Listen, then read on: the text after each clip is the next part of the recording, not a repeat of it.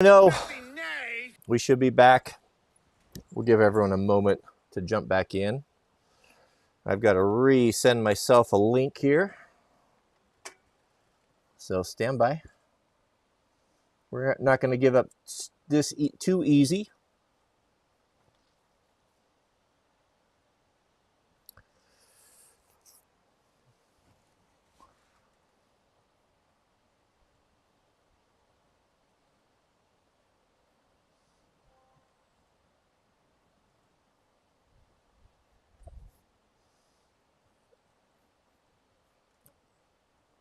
All right, hang on, gentlemen. I'm trying to figure all this out. I got to send myself the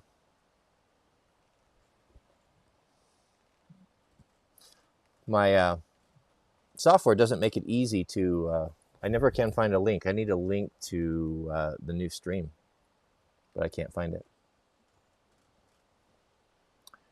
Cannot find it. Where is that? Where is that? I do not know if we're up or not.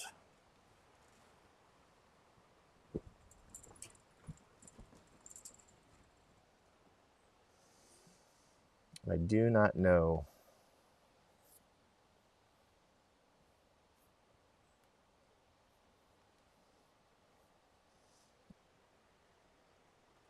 Oh, there it is. Okay. Struggle stream. Yeah. We are in the struggle stream. Overton, could you email me that? This silly software that I have, it has no way that I can see. Oh, wait a minute, there it is. I got it. Never mind. I figured it out. Bear with me. Let's see. Let me open that up.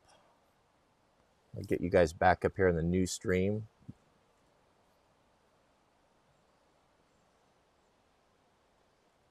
Okay, we got it. We got it. Interesting that happened again, isn't it? Was it about the same time as yesterday? It's the deep state they're messing with us, gentlemen. Yeah, okay. We are back live again. All right, so hopefully that won't happen again. I switched over to a different router. I've even got 2 routers down here to try to prevent that from happening, but it did not work. Did not work. Okay. The struggle stream. World's hardest job, this, especially when things start going wrong.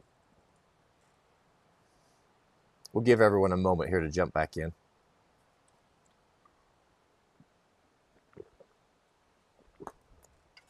I've been thinking about, so we were out, the war band and I went out for a ride. This was Saturday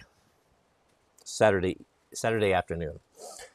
Up on Fuji, and we were coming back, and Mr. Peter thought he noticed smoke to the west. And I was looking like, I don't know, man. He's like, I think I saw a small column. I think there's a fire over there. Like, I didn't see it.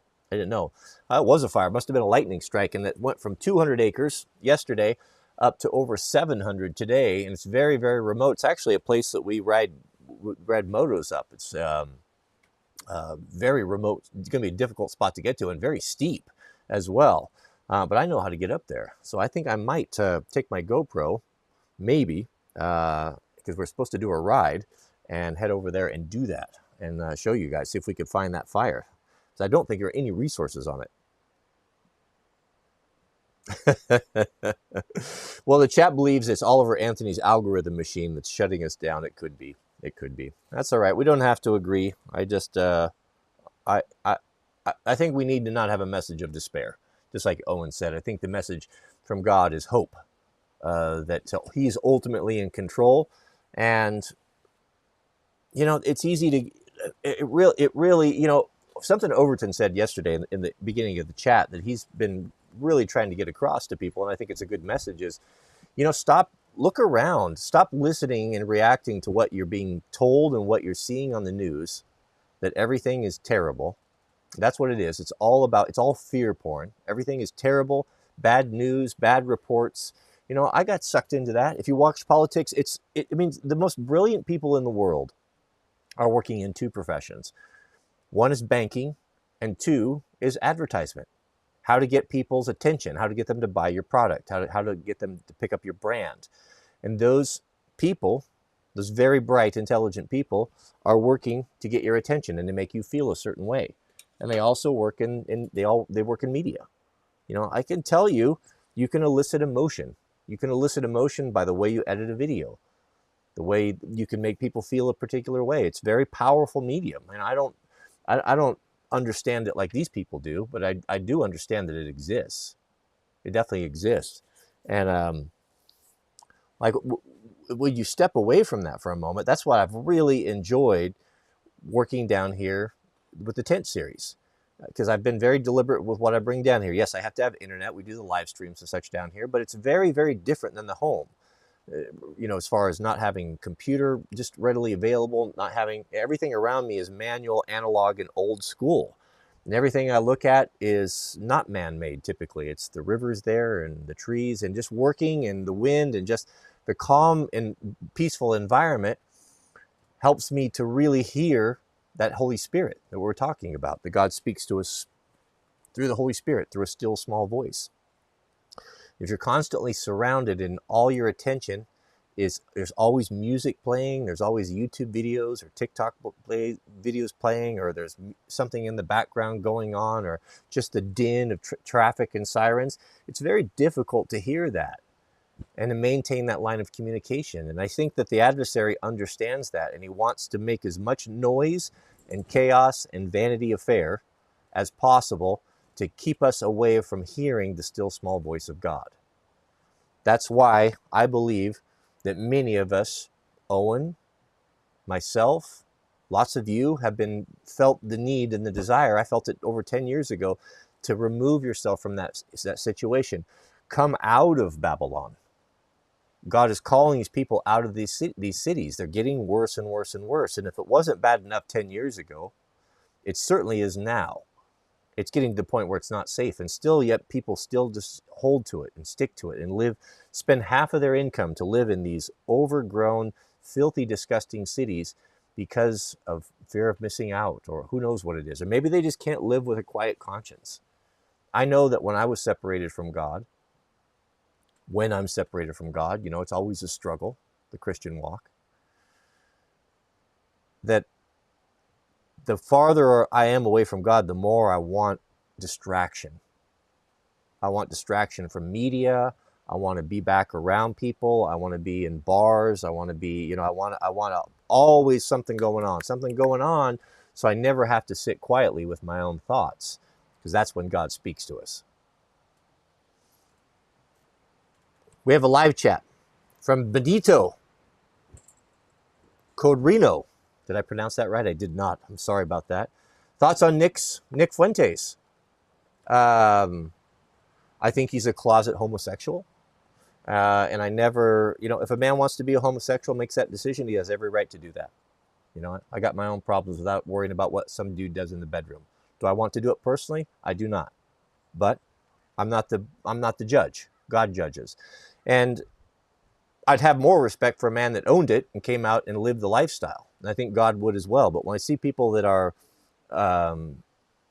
pretend to be something, he pretends to be a trad con, Catholic, conservative, ultra-right, conservative, traditionalist, but is a closet, in my opinion, it's been alleged, closeted homosexual, and a firebrand. I don't know, not too much. When I think of him, I lump him into the same category as Milo Yiannopoulos, Charlie Kirk, you know, all of those grifters, those right-wing grifters. We have a super chat. Goodness, a $20 super chat. You gotta get sound drop there. Did it work? No. Must be nice. There we go. Must be nice to have a $20 super chat. Thank you, Mr. Benjamin. Brave Sig 8, 1-year member, has got a comment. Brady here. Brady. I know Brady from TR, Thunder Ranch. Just saying hello and appreciate where you've taken the channel. Truly inspiring. Keep preaching, brother. I think about starting one up myself. I miss using my creativity. Well, if you want to do that, Mr. Brady, give me a call. I'll tell you what little I know about it. We're doing the struggle stream right here. The struggle is real. And sometimes they're good, and sometimes they're not. Sometimes they're not.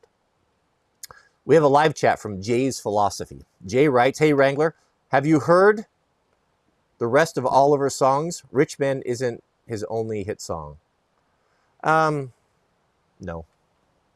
No. It's not really my thing. It's not really my thing. Shout out to him. You know, if people like his music, but you know, it's not an extraordinary song. That's the thing. That's the thing why we're talking about it, is because I guess myself, Owen, a few other people are asking the question, why is this become the anthem? This is not our anthem. This is an anthem of despair, of a pity party, of a ginger feeling sorry for himself. We're not about that here. We're about taking responsibility and figuring it out. Figure out solutions to problems here. Not going home and drinking and selling your soul to a 9-to-5 job. You know what I mean? It's not that great of a song. It should not be our anthem, and it's certainly not the anthem here. The rest are actually worse. Well, I don't know. I can't speak to that. That's the opinion of the middlemen. I can't say. I haven't listened to it, but that's not my thing. We have a live chat from Genshin Intervention. Shout out to you, Genshin, who writes, "Do you believe that the psychedelics certain groups and tribes use around the world can in fact bring you closer to God?" That's something that's really a difficult question. That's a very, very good question. Now, my initial reaction, my initial response is, being a man that proposes, that tries to follow the teachings of God, I am very fearful, very, very fearful of putting myself on any sort of a ground where I'm not in charge of my own faculties. I have seen demonic possession.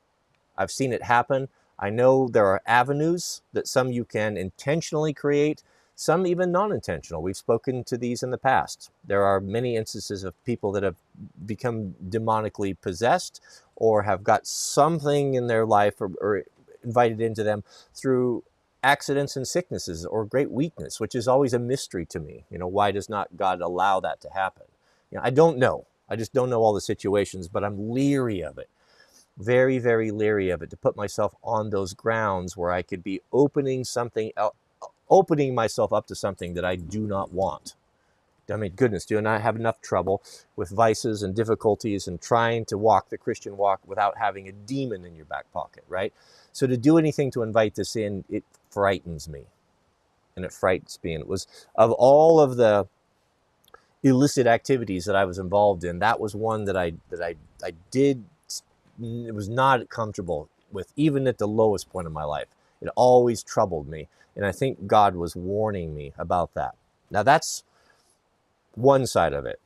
But then I watch and I hear personal testimony of people. Really, when I started, what the most compelling, I guess, evidence for it, that it may have a positive effect, is from, oh goodness, what's it called? I forget his name. Sean Ryan, the Sean Ryan Show. Sean Ryan is an ex-Navy SEAL.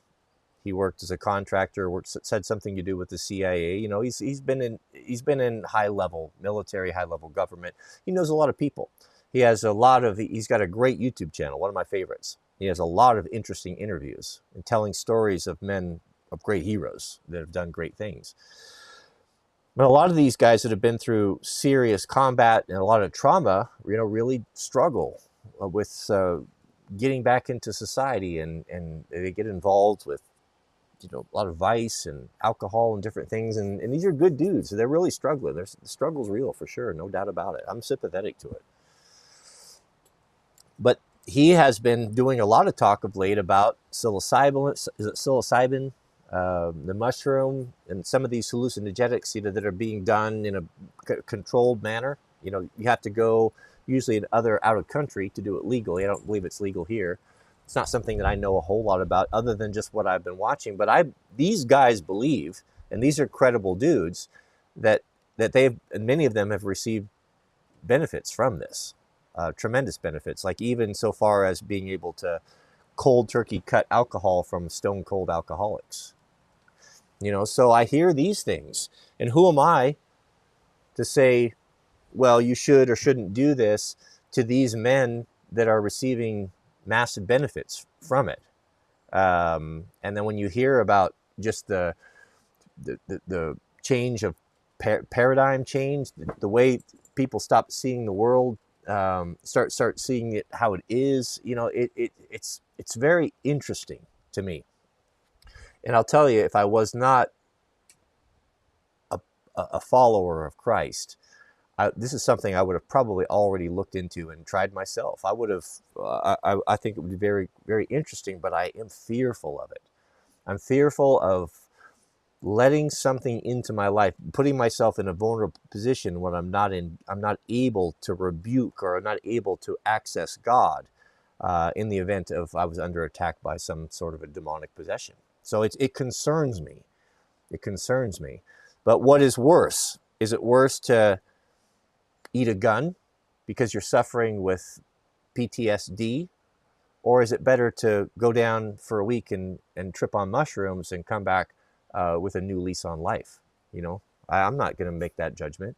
How could I make that judgment? Let every man be convinced in his own mind. But as for me personally, I'm afraid of it. I'm afraid of it. I'm afraid of it. We have a live chat from Mr. Justin Kuhn. Shout out to you, Justin. Justin writes, any advice on what manual tools y'all recommend having?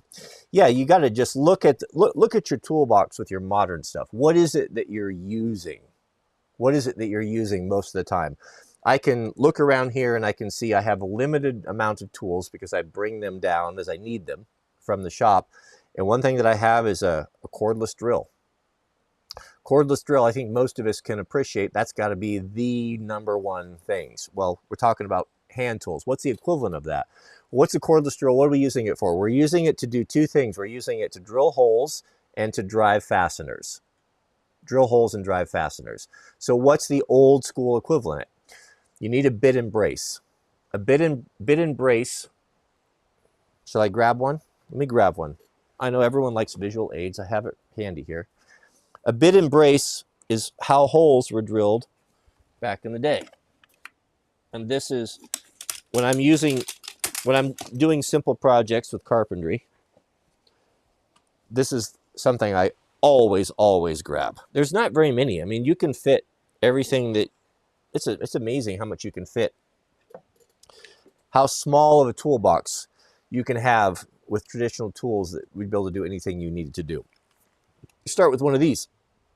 This is a brace. This is the old school cordless drill. This would be used for drilling. These come in all different shapes and sizes. This is a super skookum one. It's got actually ratchets. Check that out. Ratchets both ways. Very nicely made. Very nicely made. I like that. Or it locks up. But that receives, that's got jaws in it, just like your cordless drill. And that's going to receive your bits. And this is what you're looking for. This is the gold standard right here. The original, a full set in the original box of Irwin's. Look at those. Isn't that beautiful? That's, we go down to 1/4 inch to 1 inch. It's the perfect set right there. But that takes care of all of your hole drilling problems in an off-grid situation or at a place where you don't need power. And they're, once you learn to use them, they're actually quite effective, especially if they're kept sharp. And I've got videos on how to sharpen those as well. Many other people do as well. Once you take care of that, you think, okay, well, what about fasteners? Well, probably doing screws and such is not going to be the way. It wasn't the way in the past. You're going to need a hammer and nails, varying sizes of nails. I've been thinking about doing a video, and this is kind of kicks it up on my list of the half a dozen nails that you should have on hand. From the small finish nails to maybe some duplex nails to 16 penny sinkers or galvanized, just the array that a guy should have on hand So if and when you needed to build something, you would have what you needed. So a hammer and nails would replace the screws, the fasteners. Yes, you could put fasteners in by hand. I guess you could, but nailing is going to be much faster. The only reason why we use fasteners is because we have these awesome cordless tools. Once you have that, a tape measure, a carpenter's square, so just grab it, and a saw, and a set of chisels. The saw, I mean, the one that I always grab, the one I really like is oh, careful, cut a hole in my tent, is this guy right here. These are, this is the Japanese pole saw. We've talked about these. The Japanese pole saws are cool because they are very good cutters, and they have two sets of teeth on them. They have a ripping teeth. You see the big ones there? And they have the crosscut teeth. So if you're cutting with the grain, you cut this way. If you're going across the grain, you cut this way. So the same saw does everything. And they're affordable. These are about $40 or so, and they last an age. Can't resharpen them. Maybe somebody will claim that they can. I doubt it. Maybe 1 in a million people could sharpen one of these, but you can buy the replacement blades for about half the price of the saw, maybe 2/3 the price of the saw. But these are wonderful saws. They're different than an American saw. American saws cut on the push. Japanese saws cut on the pole. And I found them to be more accurate, and I enjoy them more. And this is a pretty big one here. But this, you can cut 2x materials, no problem with this very quickly. This would be high on my list, in my top 5.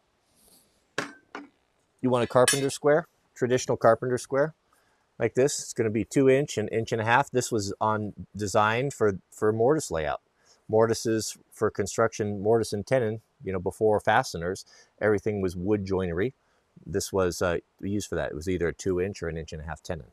And this is an incredible tool. Most people don't know how to use them completely and all the versatility, but my dad was really checked out on this. He would figure rafter tails and stair jacks and everything. This is an incredible tool. Very smart carpenters. There's thousands of years of knowledge that went into making that square, and you need to have a square. I'd also, just for convenience, speed square. Speed square is really nice. And then after that, a number 4 hand plane, Stanley Sweetheart plane, a set of chisels, 1/4 inch, 1/2, 3/4, and 1 inch.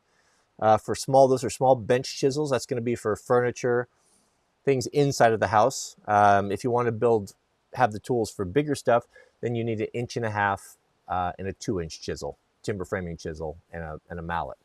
But I mean, really, that pretty well gets you what you need to do for the most part. Pencil, string line, just a few basic things, but there's not too much. There's really not that much.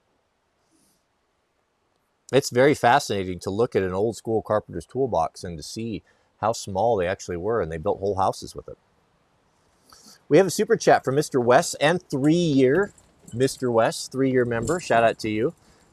Just wanted to say thank you for the great content. Well, I appreciate that. And I appreciate you supporting us for 3 years. Goodness, put some respect on Mr.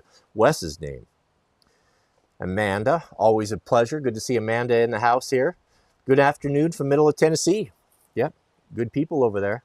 Tennessee might have to be in the running to get official West Coast status. And if that happens, it's going to be John and Amanda right there. They're going to drag that great state into the West Coast status. That's going to be a very small group, very exclusive. Very exclusive. Thank you, Miss Amanda, Miss Willis. Mr. Kyle B., we have a member message, and 21-month member. Any chance we will see you at the Reno National Air Races this year? This is supposed to be the last year of Reno. I've never went. My granddad, he always wanted to go down there for that. My granddad loved aviation because he was in the World War II. He was in the Army Air Corps with the B-24 bombers. So he always had a love of aviation. We used to go to air shows up in Seattle and stuff. But I know I don't have any plans to. Our fall is really filled up. We're trying to juggle some things around to make something happen that I can't announce yet. But I don't think so. I don't think so. I'm not really into those crowds, man. I just don't like traveling too much anymore. Mrs. W, she keeps asking me, hey, what if we go here and go there? And I said, you know what, baby, to be honest with you, I'm just very content right here. No man over 50 that has any sense whatsoever wants to sleep in any bed other than his own. We have a member message from Chase Cormick. Shout out to you, Chase. And 7-month member Chase writes, you shared God's Eyes by Dax not long ago. What do you think about his To Be a Man song? I don't know. I haven't heard that. Mr. Barr shared that with me, and I listened to it, and it sounded pretty good. And so I put that up there. But I don't know. I haven't followed up. I don't know. I don't know much about that artist. Dr. Prepper. Haven't seen Mr. Prepper for a while. Good to see you here. 3-year member. Dr. Prepper says, be wary of people appearing out of nowhere saying all things you had hoped to hear. Yeah, and I touched on that yesterday, is when someone blows up online, natural organic growth is difficult on YouTube, especially if you have a message or that doesn't go along with the talking points. We know what the talking points are, right? Hard to get traction. When you see man or woman pop up and they're everywhere, just out of nowhere, and promoted and react videos, etc., etc., etc., I am suspicious. I am suspicious. And I'll tell you, I'm gonna roast on you conservatives for a little bit. You don't have the ability to be discerning. Anything that has the flavor of conservatism, that says the right word, hits your talking points, then you just embrace it. You don't look into it. You don't consider, who's benefiting. You don't think critically. You're like, oh, he's one of ours. Let's just welcome him in. Which is a nice thing. It's a nice thing to be a high trust civilization.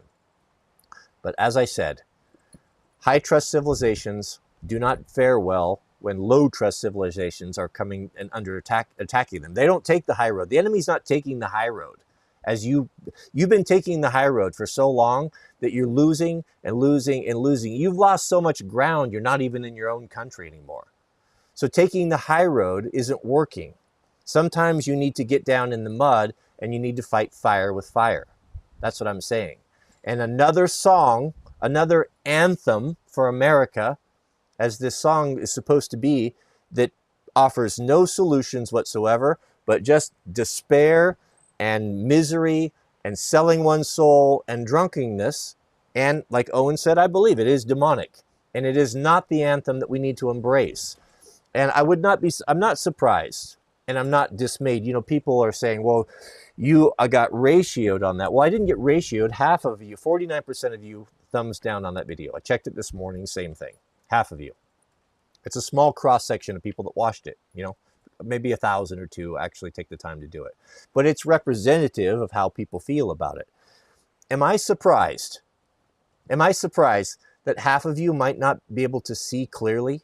That half of you don't see what's really going on in this world? Did we not see more than half of people that bought into the whole COVID fiasco? The whole world turned on us. There was a few dissenting voices, a very, very few. Narrow be the way and few be that find it, the good book tells us. If I'm doing something and saying something in this time of civilization and of the world, in the final days, and the majority of folks are celebrating me and lifting me up, then I'm on the wrong path. Narrow be the way, few be that find it.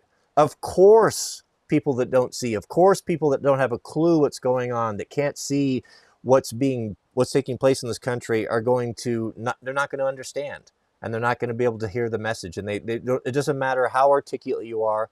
It doesn't matter how many times you say the same thing again. They will not hear it. They can't hear it. Look at the responses. Personal attacks, vulgarity, no evidence, a few people tried to break down these lyrics, but I'm not the smartest guy in the world, but that was not an intellectual song. Those lyrics are not deep. Let's get that clear. I don't need it explained to me. I don't need John Lovell to do a video explaining to me what the lyrics mean. I can understand them myself, and I understand the spirit that's behind it. And it's a spirit of despair and hopelessness. And that's not what we're about here. The army of God is not going forward in fear and despair. We know we're on the winning side. We know we have a mandate from God. We know that the creator of the universe that is so powerful he can speak matter into existence is supporting us. And we have prophecy telling us what the end times will be. So I consider myself fortunate. I consider myself fortunate to be counted worthy to receive the reproach that is thrown upon me for sticking to what I know to be true and just and right. And the message of fear and despair is not it, gentlemen. It's not it.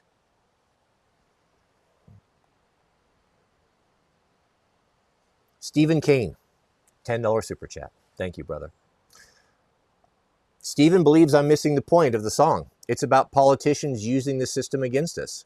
We all feel the effect, some more than others, depending where we are in life. You were there too. Well, is this something new? Is this something new?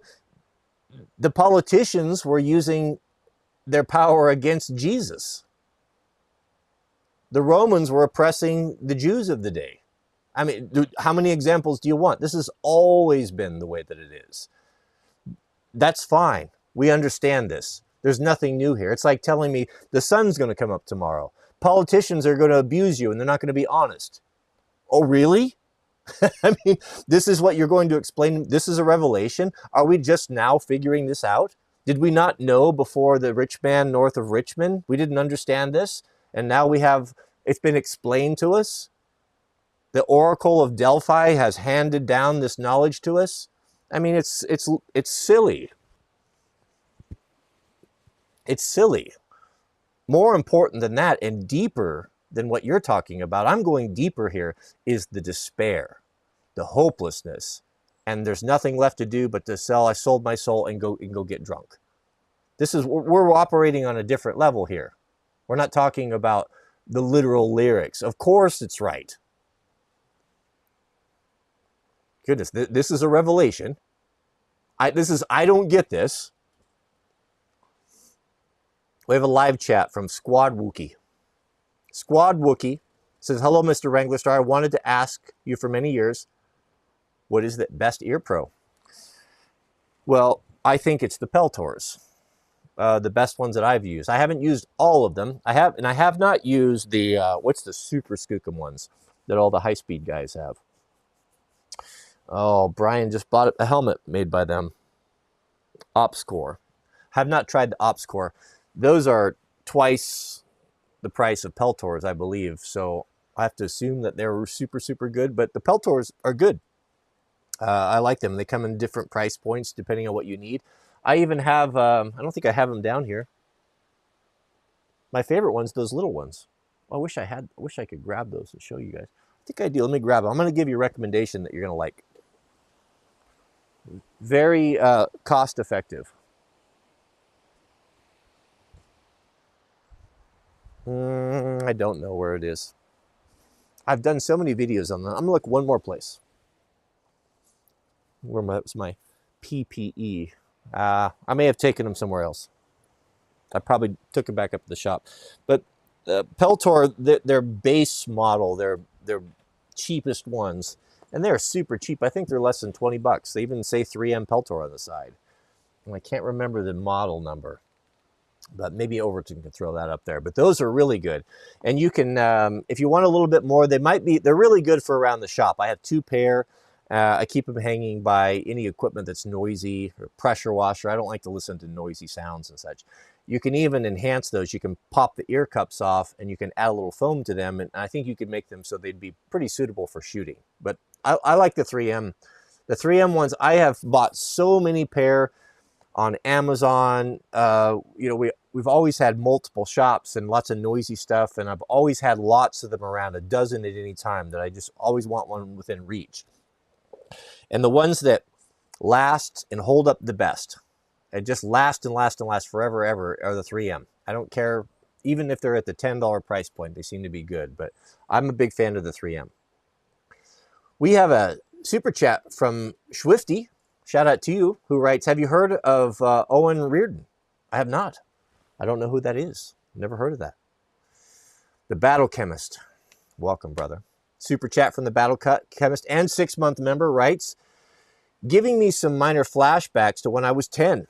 And they used that kind of brace and drill to pin through my femur when I broke it and needed traction. I was awake through the entire process. Now, that is something I have never heard of before.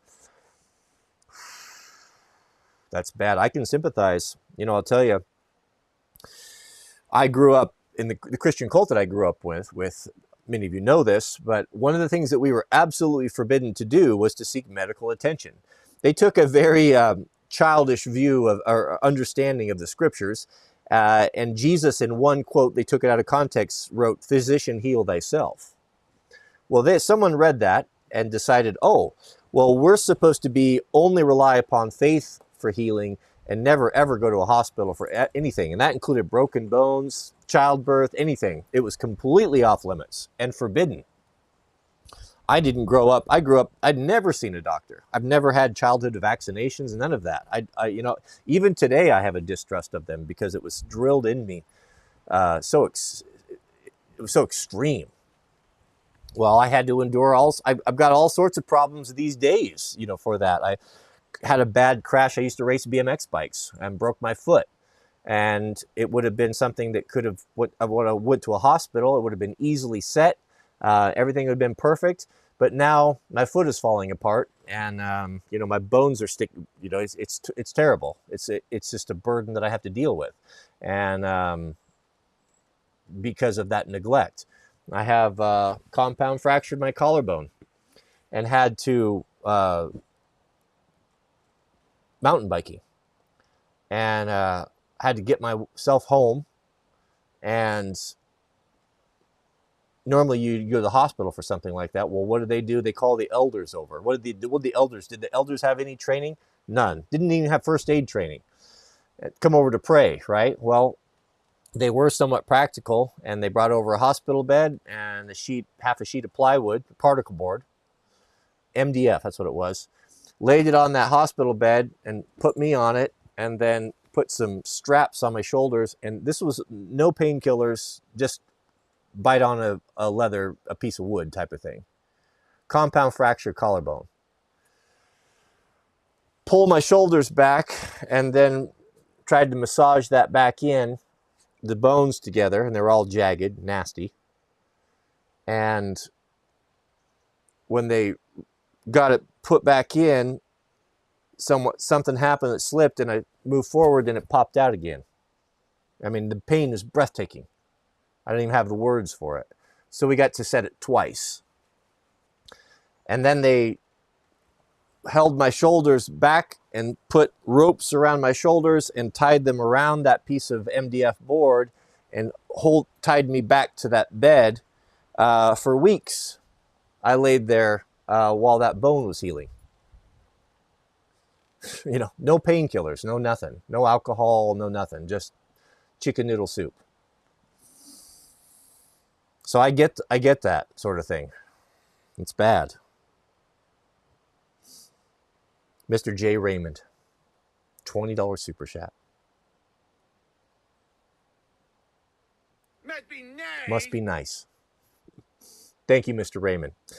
West Coast man turned East Coast. Well, that's okay. It doesn't matter. Sometimes one needs to reside on the East Coast. I had to work on the East Coast for a time. I even lived in South Florida for a time, but I was never an East Coast man. Once you're born West Coast, you have that with you for life. West Coast man turned East Coast man. Former wildland firefighter, shout out to you. Current structural firefighter. Medic. Flight medic, that's good. And nursing student. Your channel is a blessing, brother. God bless you and your family. No, I appreciate that. And I don't have any problem with structure guys. I was a structure guy myself for a long time. I was on an engine. Lead medic. I did some of the same ground. I wasn't flight trained certified or anything cool like that. Nor was I a nurse. Because I'm a male. But shout out to you. Shout out to you. The fire department, it was somewhat of a, I was somewhat disillusioned. I had this idealistic notion that when I went into these services, even Wildland, that everyone would share my enthusiasm and passion to do well and to be honorable. Well, that's not necessarily the case. When you go in and you realize, oh, these people are not here for the same reasons that I came here.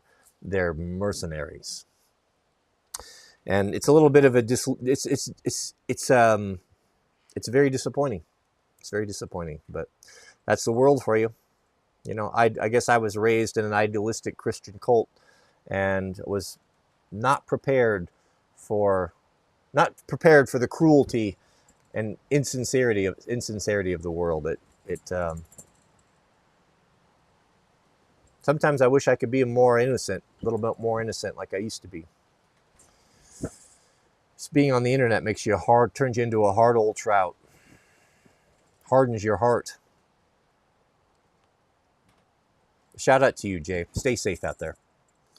Mr. Jeremy McCook, a $10 super chat. Thank you, brother. Jeremy writes, my take on the song is that it's a call to action rather than woe is me. What was the action? What was the solution? What is the call to action? Is it to grow your own food? Is it to get a piece of land? Is it to learn skills? Is it to don't lose hope? Is it to not drink alcohol? What is it? What's the call to action? What are the marching orders? Where's the inspiration? Should a leader be inspirational? Should he have a message of hope? That's what the gospel is, the blessed assurance. The assurance that God is in control. God has a plan for us. God has a reason, a purpose for you. Where's the hope in this? Getting drunk? Selling your soul? Complaining? It's just the way that it is. Nothing we can do about it. I didn't hear that. I don't know how you would get that. Just because you say that doesn't make it so. I mean, if I'm missing something, I mean, the lyrics were simple and short, and then they were repeated a second time. This is not something that we can do a deep dive on. Sometimes things are just simplistic. You know, C.S. Lewis was a brilliant man, one of the most brilliant men probably in our time, in my grandfather's time, in the last 100 years. Definitely ranks up there in the top 10, in my opinion. He said that after he wrote the Narnia series, that he received a tremendous amount of fan mail from all over the world. And one thing that C.S. Lewis really prided himself, him and his brother answered, I believe they answered everything that came in personally, not an email, but corresponded, which is incredible, right? Can you imagine that? He said that I wished that the beautiful and amazing insights that came in from people that had read these books and made parallels with scripture or allegories. He goes, I wish that that would have been in my mind, that I would have been so clever that I could take that was the point that I was trying to get across. But to be honest, it never dawned on me. It just wasn't that complicated. It wasn't. People read things into songs and literature that are never ever intended by the artist. And if an artist doesn't have to be smart to look smart. He just has to keep his mouth shut and let it bring a life of its own. And by not saying anything or not speaking to this, it's implied that this was a great thought experiment. This was a very profound set of lyrics because of everything that's being read into it. But you're in your emotions. Take the lyrics and the catchy music away and print it out, and then try to be objective. Try to suppress the tune and the catchy tune in your head and read them and see, is this the anthem of our time? Is this a call to action? Is there inspiration? Is there hope in this? Is there a plan in this? Where's the plan? Yes. Well, I don't know about those bright green ones. I don't dig that color. I don't know. I think you're reading too much into it. I don't see that. It was a woe is. Yeah, I don't know. I've said what I've said. We have a super chat from Thank You Jeeves. My Man Jeeves is one of my favorite books of all time, man. You want a great family book for a trip to get an audiobook? You will roll with laughter. 3 Men in a Boat is the original book. 3 Men in a Boat, don't remember the author's name. And then I think he wrote a second, My Man Jeeves. Both are good. But 3 Men in a Boat, or 3 Men in a Bummel, as some books maybe. Peltor 3X1. Yeah, there you go. Mr. Overton, these are good right here. I don't have this exact focus. I don't have this exact model, but it's essentially the same thing. 17 bucks. That's free shipping. Hard to beat. I don't dig that bright green color, but it doesn't matter. Mr. Peter North, we have a super chat. Thank you, brother. And Mike Scott, 1-year member, $20 super chat. Come on now, we have to do a drop here. Where is it? I'm doing it. Must be nice to have a $20 super chat. It is very nice. Thank you, brother. Thank you, Mr. Scott. And 1-year member. Swifty. Good to see Swifty back. Swifty has a comment. Eon is a 20-year-old who does hand tool woodworking. Oh, I haven't heard. I don't know. I haven't seen that. I'll have to check it out. I'll do a screenshot here, capture that, and look into that. Thank you for that recommendation. Be Good Broadcast and 6-month member, a $10 super chat. Thank you, brother. Appreciate that. Thank you for supporting us. The song Madness reminds me of Romans 11:18, King James Version. According as it is written, God hath given them the spirit of slumber, eyes that they should not see, and ears that they should not hear unto this day. Yeah, it is. It is the ether. The ether. It is always been, it's always been the prime directive of the adversary is to make you feel that everything is going to be okay. That you are not in danger of dying from sin.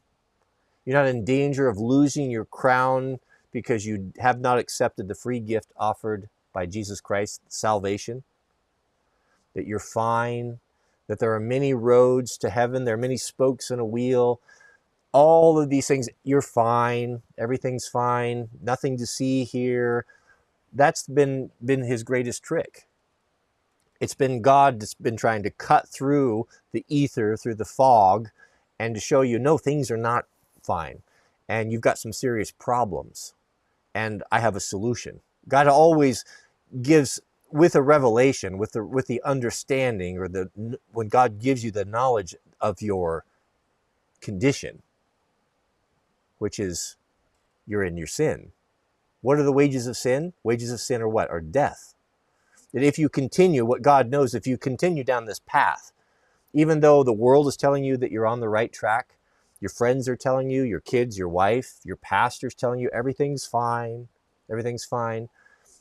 What God realizes is that it's not fine, and you will go to your grave, and you will wake up, and you will be very disappointed when you realize that you've lost your crown. That you listened, rather than listening to God, you listened to the people, to the masses, to the media. This message, this coming message in the future that God has, that he's going to be giving to you through his saints and through his prophets, is going to be a hard message. God tells us, count the costs. Don't make this decision lightly. If your Christian walk is easy and the world loves you and everyone loves you and you never rock the boat, then I question if you're walking the Christian walk at all. The Christian walk is going to be difficult. People are going to disagree with you. The majority is going to hate you and disagree with you. This is a fact. If you don't have the balls to deal with that, and you can't deal with a little bit of adversity in the good times, then there is no hope for you, in my opinion. You won't be able to hold true to what you know to be right and just in the hard times when you face true persecution. We're being tested, beloved. God's not going to allow us to be tempted more than we're able to resist. The good book tells us that. That's a promise of God. But the world is changing, and there is going to be pressures put upon you and upon me, and God is watching. The onlooking universe is watching. How will Cody react to this? Will he do the right thing? Will he do the wrong thing? Will he show courage, or will he give in to fear? And each time you get a victory, each time you stand by Even though the whole world is telling you that you're wrong, I'm unsubscribing, you missed the point, I'm very disappointed in you, I hate you, you're stupid. That's a test. I know what I said is true. I know what I said is right. I said that to Mrs. W. She said, I know it's right. I know it's true. But do you need to do it in such a way? I do. Because I'm tired of compromising. The world is full of appeasers and compromisers. That's why you guys are here. We want the truth. We don't want to be spoon-fed anymore. We don't want it candy-coated. We don't want pastors in cargo shorts performing with musics and coffee shops in the lobby. We want the true hard word of God. Unfiltered, unhomogenized. Give it to us. Give it to us straight, and then we'll decide on our own. That's what we want. So I can only speak to how I feel. What am I supposed to do? Tell you what you want to hear? Go along with all the masses. Oh yeah, this is the anthem of our time. This is the greatest thing I've ever heard. Rally the troops. Are you not inspired? I'm not inspired. I'm inspired by the Word of God. Be Good Broadcast. $20 super chat. Come on now. Must be nice to have a $20 super chat. Shout out to Mr. Benjamin. My podcast / rebroadcast has most of your top reading lists like Mere Christianity, Pilgrim's Progress, all the books of the Bible, and your stream, as well as which are invaluable to anyone who cares to pursue this massive backlog. Well, there you have it. Be Good Broadcast is repurposing, reposting this stuff and putting it together in one spot. So go over there and check that out. Thank you, brother. The Rugged West, 4-year member. Come on now, we have to do the air horns. 4-year member, 48 months supporting the struggle here, the struggle stream. Thank you, brother. The Rugged West. Put some respect on the Rugged West, on his name. Good to see you back. Constitutional stacker. Constitutional stacker. Keep keeping it 100%. Yeah, that's what we're doing here. That's what we do, man. We do it. We may offend a whining ginger, but so be it. I was very encouraged to hear. As I said, I did not listen to anyone's take or review on this at all before I watched it. And Overton sent me over Owen's take on what we talked about yesterday, and I'm not surprised. I mean, Owen, I trust what he says. I love what he says. I quoted this yesterday. I may not be right. I'm not. What is it? I may not be right, but I'm not lying. I've always felt that way. You know, a lot of people have been hard on him and thought he went too hard and too extreme. I've not felt that way with him. I've always felt that, his language is a little harsh for me sometimes. I don't like, it's a little bit explicit, but that's the job of a comic, of a comedian, is to shock people. And sometimes you have to do that to wake people up out of their ether. You have to be shocking. So I can separate the man from that.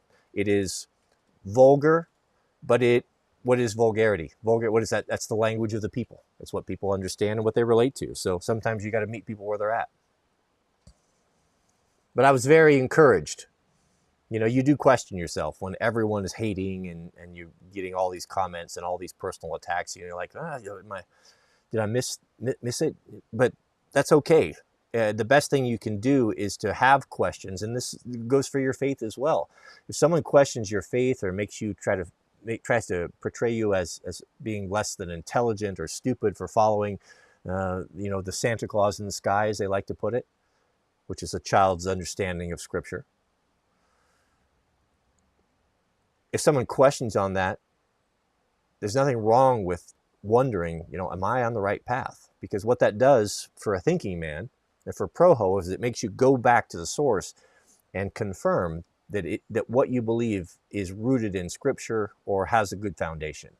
And you can go back there, you can listen to the accusations, the attacks, and you can go back there, reevaluate. Am I in the wrong here? I could be. I trust that not everyone, some people are out there are going to be smarter than I. Maybe they have a take I didn't consider. Go back, consider what they said, reevaluate it, and then come away like, no, I was right about that. And then you have peace. knowing. Don't waffle. Just stick to your guns. But if new evidence comes along that proves you to be in error, then you're foolish for doubling down on that and riding, going ride or die. Sometimes you need to be, the most progressive thing you can do is to change directions and to go the way you know to be right. And that's, our way of thinking has evolved in the last 10 years. What I've been 12, 13 years on YouTube. My childlike understanding of the world and my thinking back in the old days of the old wood shop and the off-grid place are very different than they are now. From the amount of growth that a person does from 40 to 50 is tremendous. Tremendous. You have a lot of life experience to bring to bear. There's going to be, you're going to see things differently. And I also believe, I've said this for a long time, that God is bringing knowledge that other generations have not had. He's opening our eyes to systems that have been corrupt, to lies, to deceits, things that we've always held as sacred or we believe to be true.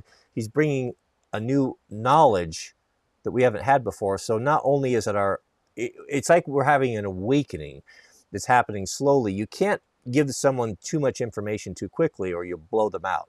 If we were to have our whole world turned upside down and you were to wake up with definitive proof that the earth is flat and there is no space, it's actually water above the firmament, and there was absolute proof of this, a lot of people couldn't deal with that.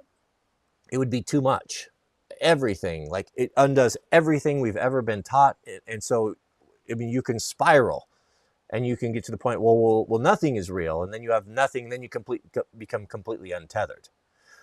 I think different people handle truth in different ways. And I think God understands that it needs to be metered out. It needs to be metered out. You need to be able to see it slowly. It's a building process. It's one brick on top of another until you build the house of truth. So this is a supernatural understanding as well. But not everyone's going to be able to see it. Spiritual things are spiritually discerned. And just like the quote we read earlier, God blinds the eyes and stops up the ears and dims the understanding of people who hate him and won't receive him. The true wisdom and knowledge comes from the fear of the Lord. And you can go and you can be an atheist and you can spend your whole life with your nose in books. That's not going to give you the wisdom that only comes from God. He dims their eyes. He makes them stupid because they've rejected him. But he gives great gifts of insight and wisdom to those that follow his command, keep his commandments and follow him and love him. This is going to be more and more true the more we go into the future. We have a live chat from Mason Schartz. Wranglerstar, can you please do a video on the lantern box? I wasn't going to, but I could. Yeah, I could. We need to build another one for the lantern. I will do that for you. Yes, I can do that. Grant Z, 6-month member, $9 super chat. Shout out to you, Grant. Grant says, have you listened to Jordan Peterson much? What about his Exodus study roundtable series? It's really good. No, I don't trust him. I don't trust him. Something is off with that dude. There's a couple people, and he says a lot of good things. I've heard some things, I know he's had a good influence on a lot of people. He's fighting a good fight, but something is off about that man that I cannot put my finger on, and I don't trust him. There's a couple people like that they've done no wrong to me. I haven't read the series, so I can't speak on that. I would be very careful, beloved, assigning the name of follower of Christ to Jordan Peterson, regardless of what he said.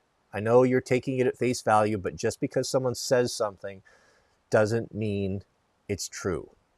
You will know them by their fruit, right? What are the fruits? So I'm not going to go out and say I haven't read it. I'm not qualified or haven't listened to it. I don't know. Obviously, he's a very brilliant, intelligent man, but that doesn't mean he's a godly man. And that doesn't mean that he doesn't have ulterior motives. And I just don't know, but something about it is off with him. Another, Mr. Beast is another one. Something about Mr. Beast is off. I don't know if it's an intuition or what it is, but suspicious, very suspicious, those two, very suspicious. We have a $1 million super chat from Mr. Evan Dixon. Shout out to you. You win. That's the greatest of all time. Evan says there's more inspiration in a Rickroll than Richmond north of Richmond. I don't know what a Rickroll is. Is that a Southern thing? You know, I'm a West Coast man. I don't know about all of you guys' jargon down over there. I don't understand. You speak a different language to me. I don't know what that means. I don't know what that means. The alpha's in the house.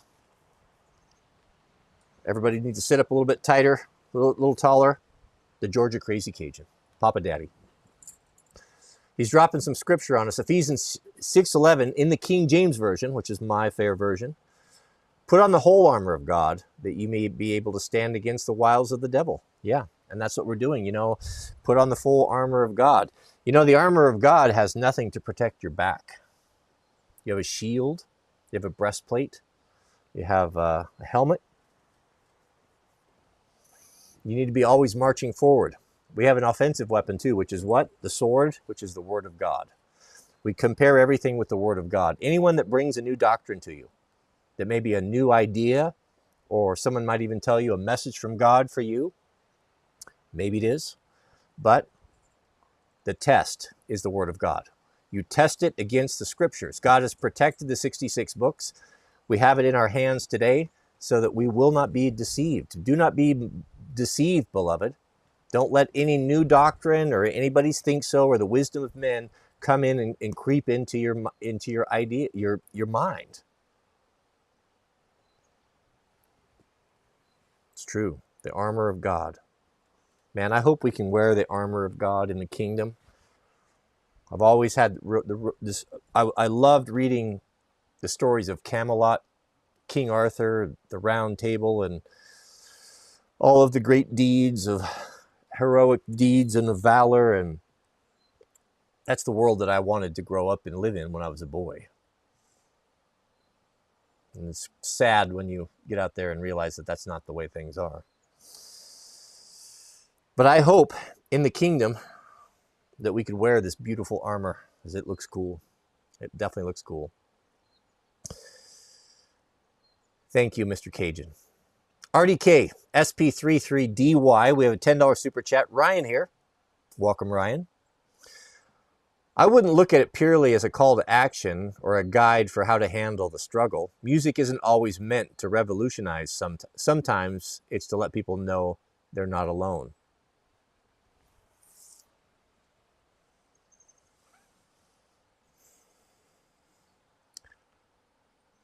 Let me think on this for a minute.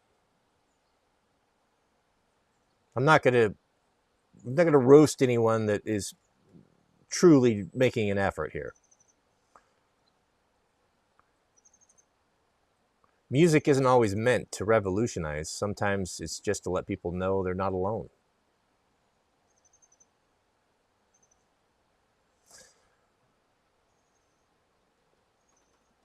I don't disagree with that. Sometimes, yeah. Sometimes that's the most important thing. Oftentimes that's the most important thing. Because one of the worst tactics, one of the most evil tactics the adversary employs is to make us think that we're alone, that we're separated from God, and we're separated and we're not special. We're not created unique individuals and heirs to the promises of God. And it's to make us alone. And if someone drew comfort from that song because it was relatable, I understand the importance of that.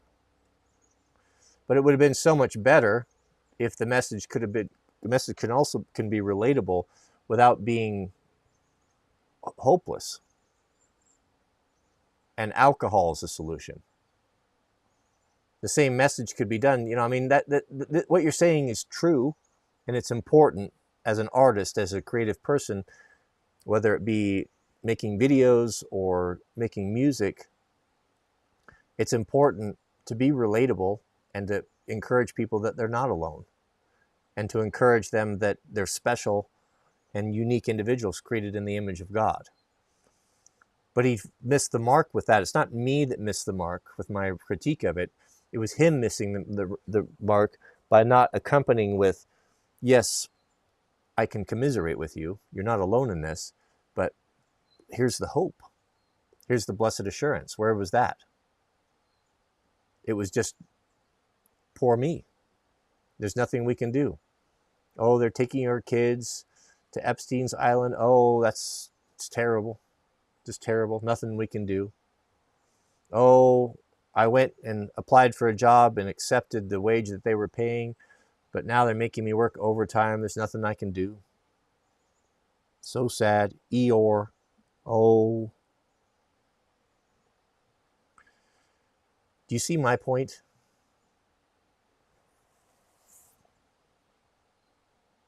Thank you for that, RDK. Made me think. We have a member message from Adam and Stuff. 21-month member. 21 month. Almost 2 years. Shout out to Mr. Stuff. For fun, Rate My Projo. We have a Rate My Pro. We haven't done a Rate My Projo for a while. This is where you give me very little small bits of information, and I rate you on a scale of 1 to 10, as 10 being the perfect Projo.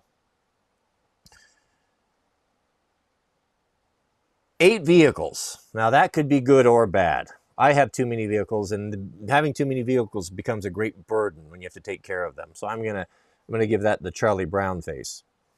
Rural house, TradCon, 8 kids, quiver is full, homeschooling, pews, RV trailer, tools, DIY radio, listens to Overton.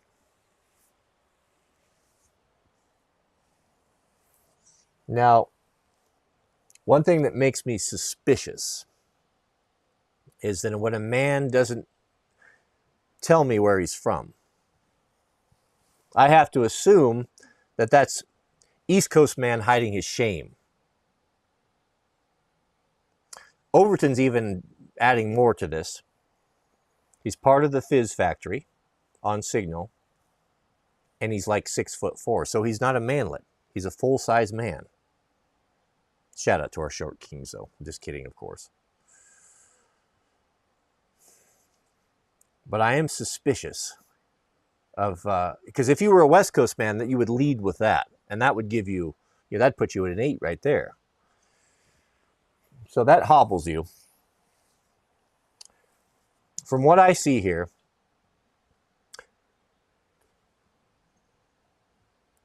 9.5. Shout out to Adam and Stuff. 9.5. Rate My Projo. Tall king. Part of the Fizz factory. 8 kids. God has blessed him. RV, tools, trailers, DIY radios. Listens to Overton. 9.5. Congratulations. Congratulations. Could that have been a 10? Possible. But impossible if you're from the East Coast. I did not know Rickroll. So I do know this is music from my time. This is Rickroll. You know, I'm an old boomer. I've been thinking about starting a music. I started thinking about becoming a recording artist. Actually, I was alluding to this, running this by Overton last night in our phone call. I don't have much music ability, but in these days, it doesn't really matter. We have auto-tune and all these computers. I'm sure we can figure this out. You need to start with a good name, and I have the name. I can't take credit for it, but I will. This was given to me by my friend and warband member, Mr. Peter. Lil Boomer. Lil Boomer is going to be, I'm going to do hip-hop, and I'm going to be Lil Boomer, Lil Boomer, L-I-L, and I didn't know what Rickroll was. What's his name? Steve, is it Astley? Rick Astley? I know the song. Yeah. That's more important. That's a greater anthem. See, Lil Boomer can't get the picture off his screen, And there we go. And get back to the messages. Well, I know what it is. Rickroll. I should have asked. Jack would have known about that. He's constantly sending me. He used to send me that meme all the time. Yeah, well, there you have it. Rickroll is more of a cultural touchstone than the rich man from Richmond. I'd have to agree.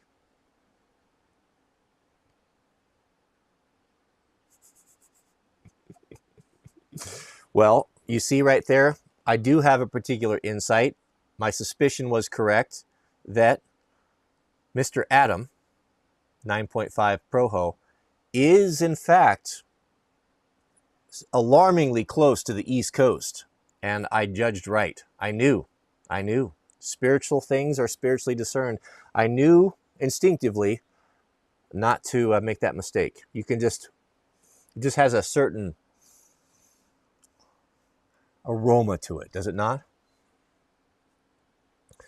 Mr. Justin Schweitzer, member for 2 months. Super chat. Shout out to you, brother. Thank you.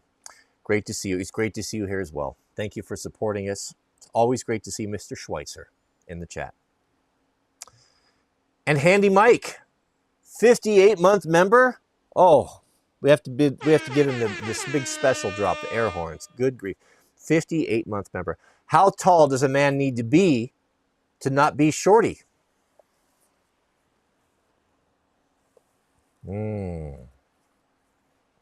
How tall must a man need to be to not be a shorty?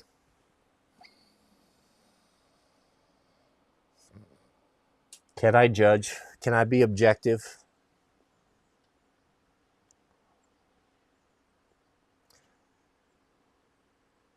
Handy Mike is 6'2". Obviously, 6'2" is not a shorty. Obviously, 6 foot is not a shorty. So here's the deal. The last time I read the statistics that in this country, the percentage of men over 6 feet tall is 14%. I think that that's accurate. And when you get 6'4" or better, my height, it goes down to single digit percentages, very, very, very short.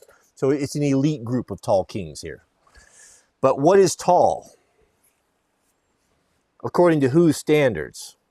To my standards? To a woman's standards? To a short guy's standards? Because to a guy that's 5'4", a guy that's 5'11" is tall. How do you judge that? I just have to pick an arbitrary number. I would say that the cutoff point for someone to be considered tall is 6 foot. 6 foot. Now, nothing against our short kings or our intermediate range kings, but 5'11" is not short. 5'10", I would say that the 5'10" to 5'11" category is almost tall. It's definitely not normal. It's definitely almost tall, especially in a woman. But when you get into, but anything less than 5'10", 5'9", 8, 7, and 6, I'll go ahead and 7. I'm going to put that in the average category. Definitely not tall. Average. That's what the majority of dudes are. What's going to be considered short to me? And not that it matters. This is just my opinion. I start thinking short at 5'6". 5'6", 5'5", 5'4". That starts getting kind of short. So that's the scale that we'll go off of for no other reason than just some arbitrary numbers that I picked out of my head. Mike, you are a tall man. Shout out to Mike for being tall. 4-door, 2-month member. We have a super chat. Our friend from not California, from Canada, our Canadian friends, Canadian brothers. The beauty of music is we can all relate to it in different ways, and that is true. That is certainly true. That's the truest thing that I've heard. And I'm not, maybe I went too hard. Maybe I went down the wrong path. I didn't mean to disparage anyone for liking it. If you like it, you can't account for taste. If it gives you the fizz, then that means hands off. Dude has nothing to say about it. The issue that I took with it, and I'll repeat this again, is why so popular? Why so popular? That's what I didn't get. Cowboy Bear. Good to see you back. 2 days in a row is that, Mr. Bear? Not bad pulling stones out of the holes with hands. Auger, channel locks, and pooper scooper as we speak, as the true scony that listens to Jehovah. Pulling stones out of the holes with a hand auger, channel locks, and the those hand augers, man, those are man killers, especially the gas powered ones. I give those things a jaundiced eye, man. Be careful out there. Be careful out there. And a fellow follower of the way. Shout out to you, brother. Pray for me. Christopher Sarkeesian. Shout out to you, Christopher, and Super Chat. Christopher writes, rate my projo. Here we go. We have two. 21 years old in LA. West Coast man, right there. You have the potential of making a 10. Now, there's only been one. I give myself a 10 because that's where we start from, right? He's from LA, West Coast, in shape, jiu-jitsu practitioner. Jiu-jitsu, I've never done it, but if there was I'll tell you, if there was a local place to do it, I would like to do it. I think it's good to know how to grapple and to fight and handle yourself. I wrestled in school. Pews, garage shop set up, going elk hunting later in October during the COVID, led family to get property in North Idaho to change lifestyles. Man, I have to say, this is, well, the fact that Christopher is West Coast, he's dear to my heart. West Coast men are just special that way. I've seen Los Angeles garage shops. Now, it was funny. I had a friend that was a close friend of mine up here, and he didn't grow up quite the blue-collar background that I did, but he did have a love for motorcycles and worked on his own stuff. And for a guy that didn't have men around him to teach him, he was pretty darn capable. He did a good job. Well, he moved down to, I think it was West Hollywood. He went down there. He wanted to become an actor. He was photographer and creative person. But he had a Los Angeles garage shop, like you're talking about, because he raced motorcycles and worked on his own stuff. And, and to my standard of having a dad that was a general contractor, my grandfather was a mechanic, and I've got a pretty good shop, and I've always had a decent shop. So he used to come over, and he was just amazed. It wasn't like super skookum, but for his background, he was pretty amazed. And so he always thought that I was like, boy, he always thought that I could fix it and do anything. So when I went down there to visit him one time, he was paying like $5,500 a month for this house up in the West Hollywood. And he had a single car garage, and it was absolutely packed with, he had, his Craftsman toolbox on it, which was like the mini me version of my shop. And immediately he started apologizing. He's like, well, I know that, this is not up to your standard. This was when I had built a 5,000, this is when I had my Jeep parts shop business. So it was amazing. I had overhead cranes, loading dock. I had a hot sea for pressure washing, grease trap. I mean, it was super, super skookum. It was a custom made 5,000 foot wood stick built shop, 2-story for my needs. It was amazing. Multiple workbenches. It was paint booth, incredible. So he had seen this, right? So he was making excuses. Oh, this is not nice to shop to your standard. But he goes, but down here, I'm like a mechanical god. Like, when people come over to this little humble abode here which he had a really nice shop set up, they think that I'm like the Bob Vila of California. It's amazing.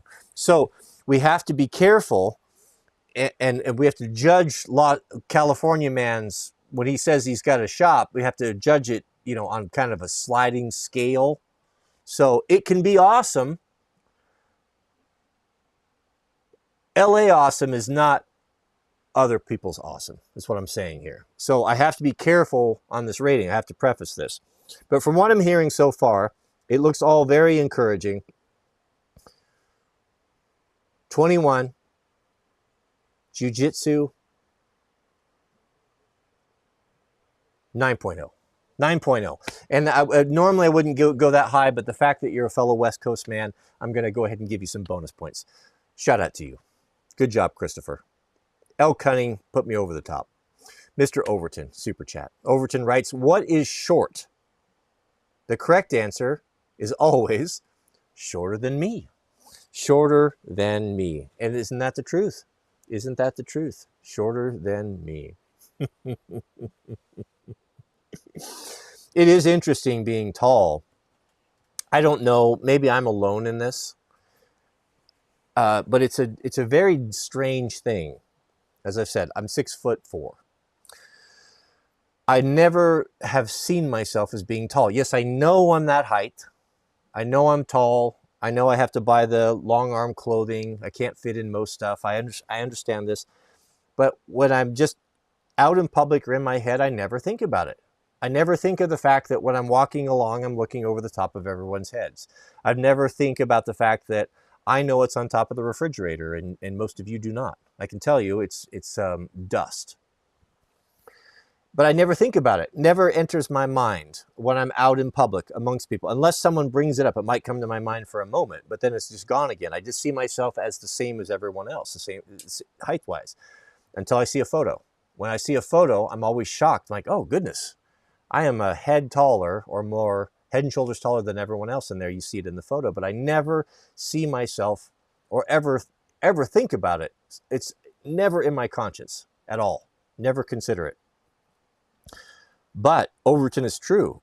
What he says is true, is that when I think what is short, I would think, yeah, pretty much anyone that's shorter than I am will be short. I mean, it sounds kind of funny, but it is kind of true.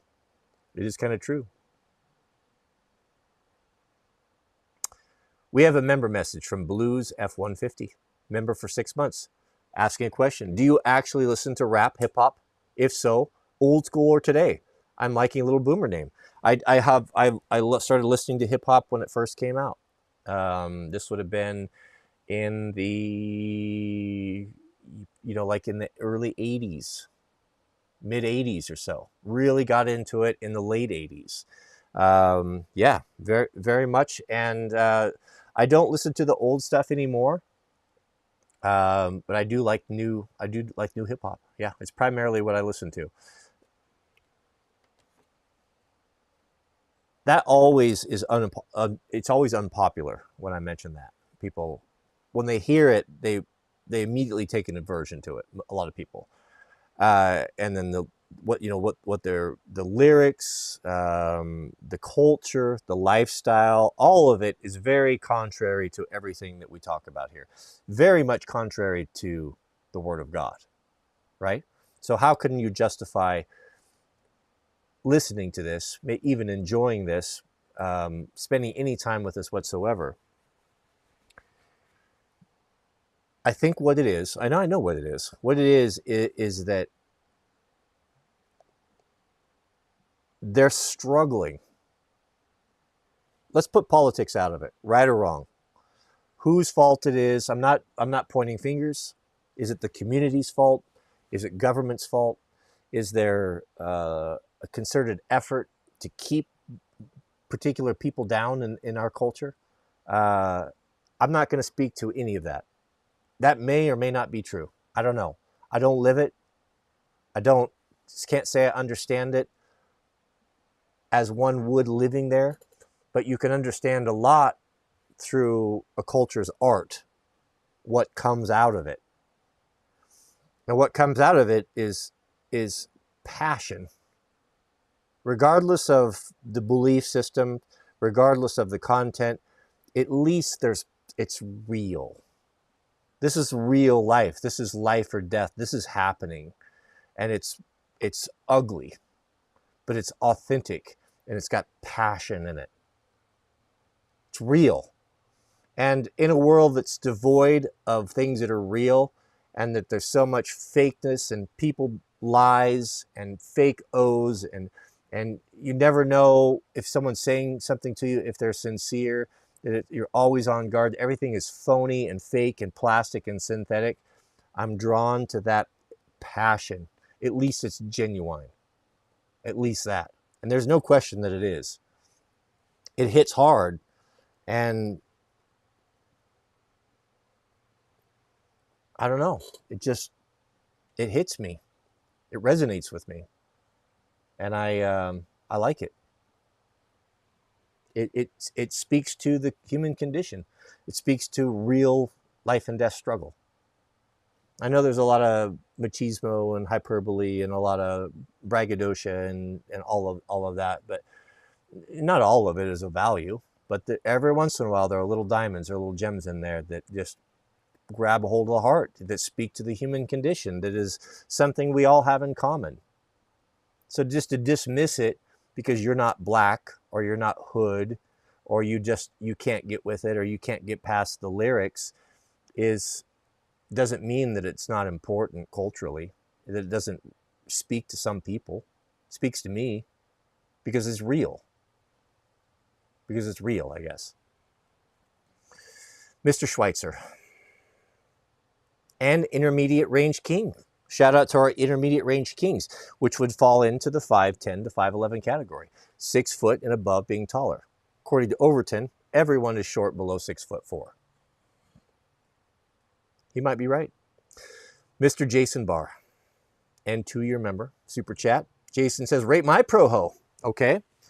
On vacation, on top of a mountain, IWI Tavor and a G19, double packing with me, not even in the car. Me and the wife in a hot tub, campfire, 10 foot away. Well, Mr. Barr, you are in luck. You are in luck because, as you very well know, I have decreed North Carolina to have West Coast status. So you're not hobbled by the stigma that East Coast man would put upon you and upon your good name. Knowing what I know from behind the scenes, I'm going to give Mr. Barr, because you've got a Tavor. If you wouldn't, it wouldn't have been a Tavor. If it wouldn't have been a Tavor, you might have scored a perfect 10, 9.5. Shout out to you. Welcome. Congratulations, Mr. Barr. That sounds nice. I'm missing my honey. My TradCon is away visiting her parents in the Midwest, and I will be entering day number 4, haunting my home alone, a ghost. Jack's away fighting fire.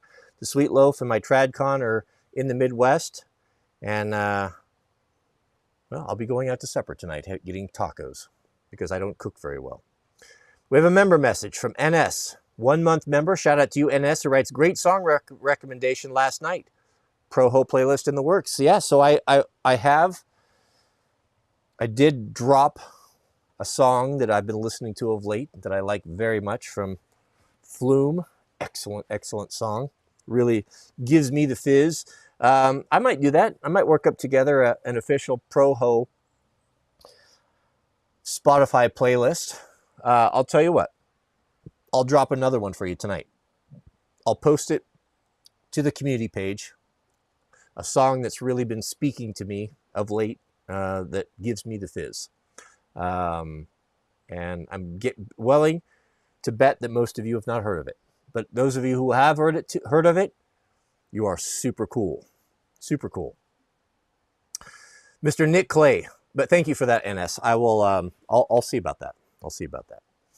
Why so popular? It occurs to me that most people do not have the ability to identify and articulate what they intuitively know is wrong. The song is not Proho, but neither are most people. Godspeed. Well, there you have it. Just like I was saying, narrow be the way and few be that find it. Gentlemen, we are here leading the cultural revolution here, or at least our take on it. A lot of other people are leading it that have different takes, but this is the war is like Alex Jones says, it's the war for people's minds. And agreeing with the masses and doing what the masses do is not what Proho does. It's not what we do. We do things differently.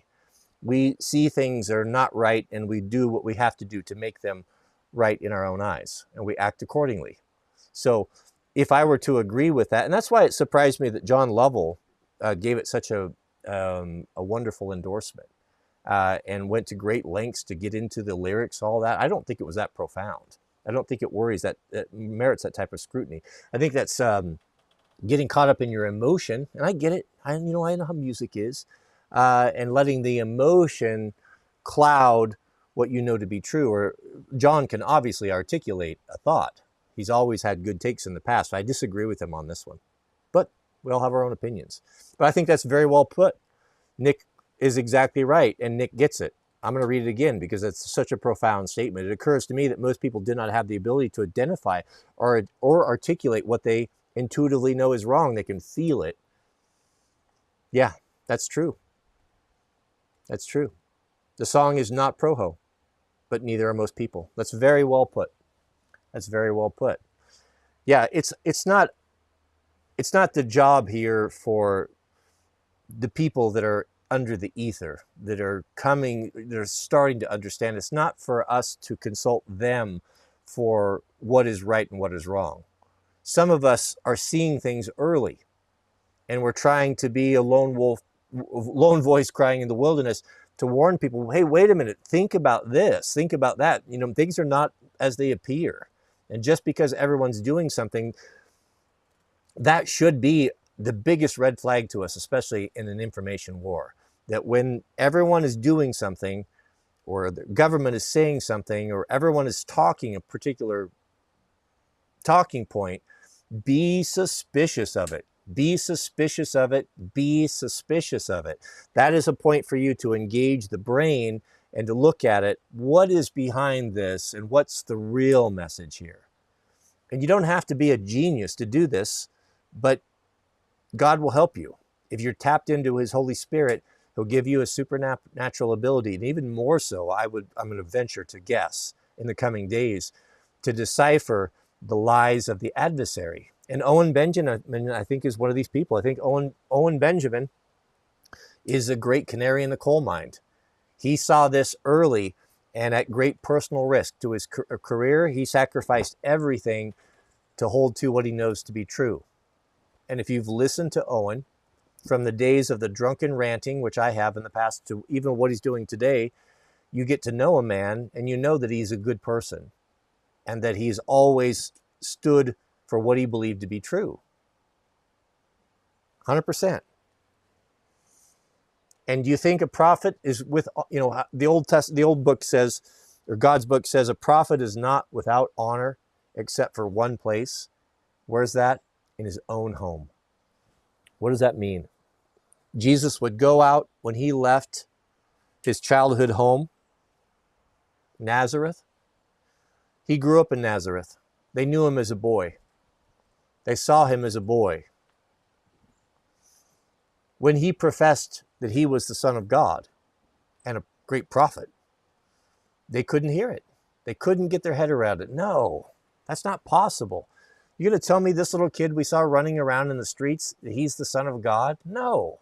A prophet is not without honor, except where? Except for in his own home. Jesus could go out to the surrounding communities. Look at the Samaritans. They came out, thousands of them, begged him to stay. Stay with us, please. Anything. What do you want?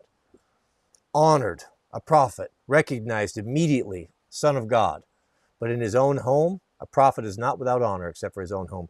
That rings true for Owen.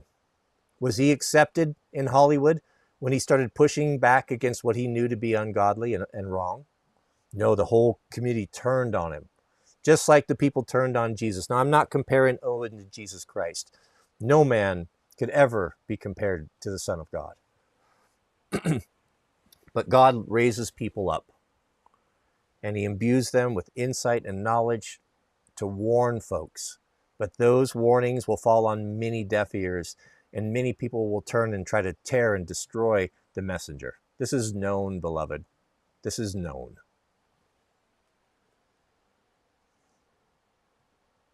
Stephen Shred, we live in a gangster's paradise.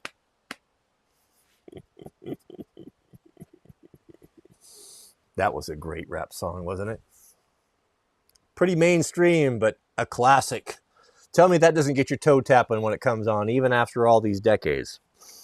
Excellent. Excellent. I'm going to rate Stephen's projo of, I'm going to just give you a good solid 8.1 just for that one comment. I don't even have to know anything else because that is so funny. Mr. John C. Mr. C. Put some respect on his name. 4-year member. Thank you, brother. Makes me smile. Rate my projo. I will gladly rate your projo. Not East Coast. We'll start with 5. Ohio.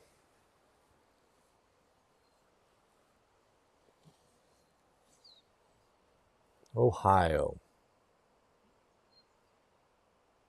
Well, at least it's not Iowa. We'll just pretend I didn't read that. No debt, except for the truck and mortgage. Son will be born this winter, and listening whole A at the gym, getting in shape. Man, that sounds good. That sounds very good. I'm seeing some key things there. Well, first off, you've been a 4-year member. That's going to give you a lot of street cred. Ohio, that's not doing you any favors at all. No debt except for the truck. They still got the truck, though.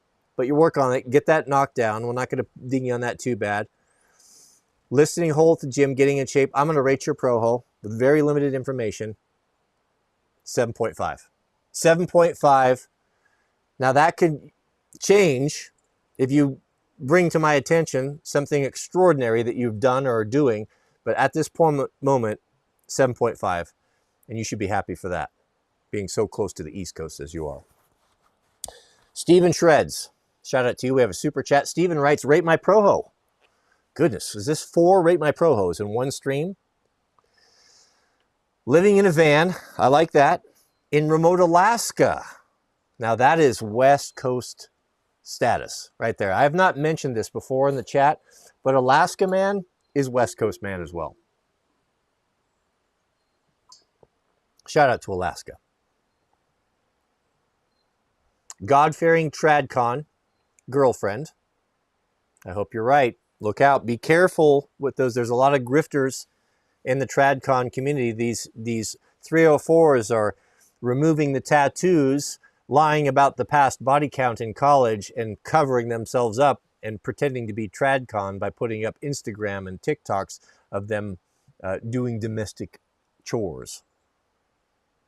But I'm assuming that if you know how to weed that out. Going through ground school to become a pilot. Oh, and I have a 7-month-old mutt. I do like pilot. Pilots are thinking people, thinking men. Pilots are risk takers. Pilots are not the type of person that is easily bullied around. Not all, but for the most part. They have adventurous spirit. Obviously, he's living in Alaska. He's my sort of projo. So those speak to my heart, those things I'm hearing. I know the cloth that this man is cut out of. I like what I'm hearing. 21, living in a van. I like that. 9.0. 9.0. Shout out to you. Good job, Steven. Marry the tradcon, put in some years, have some kids, and we'll get that number up a little bit. But you're not far. You're not far. And shout out to our newest member, Anne. Welcome, Anne. Shout out to you. All right, I think we're done. I see one more coming in.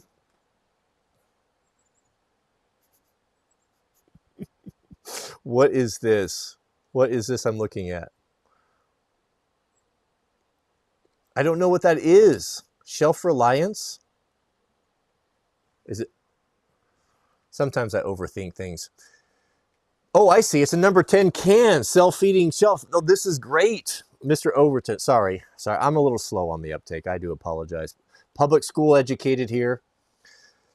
A number 10 can self-feeding shelf contribution from the, oh yeah, that's pretty cool. You know, my dad made one of these, but it was for not for number 10. Number 10 cans are the one. Focus. Oh, the world's best lens known to man, and it won't focus. Come on now. I thought you get what you pay for here. All right, so there you have a number 10 can dispenser. Number 10 cans are of course, the 1-gallon cans that are for long-term food storage. And that's really cool. These are nice. See, number 10 cans are hard to store up, especially for things that don't have a long shelf life because they're so big. If you open up beans, do you want to eat a gallon of beans in one setting? Or do you want to eat a can of beans? You know what I'm saying? So I have a love-hate feeling with those big cans. We have a whole bunch of them. but we don't get into them very often. This self-feeding style of deal is nice. Come on now. Because what happens is if you don't restock. And the one my dad built was cool because he would put all of the small soup cans that they would use. My parents ate a lot of canned food and such. And so they roll to the front, and when you take one to the front, it automatically restocks with the next one in the line. And then as you restock, you put them in the back, and it kind of self-rotates and keeps things fresh. So you're eating, rather than being on shelves where you tend to grab the front off the shelf and you don't always go to the back, and stuff can get back there and go out of date. So that's cool. That's super cool. That's a great picture too. I don't know if that's real or just a computer generated deal. Mr. Bologna, Mr. Tony, good to see you back. Haven't seen you for a couple days. 8-month member.